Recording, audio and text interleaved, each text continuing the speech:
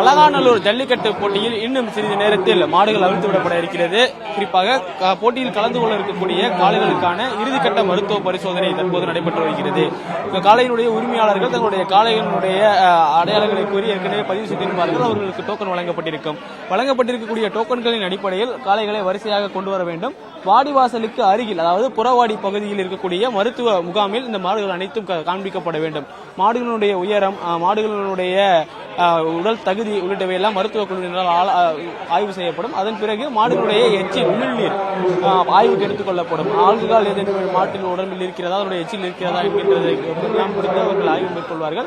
அதன் பிறகுதான் காளைக்கான உள்ளே செல்வதற்கான அனுமதி வழங்கப்படும். இந்த மருத்துவ குழுவினர் வழங்கக்கூடிய அந்த சான்றிதழின் அடிப்படையில் மட்டும்தான் மாடு உள்ளே செல்வதற்கான அனுமதி வழங்கப்படுகிறது.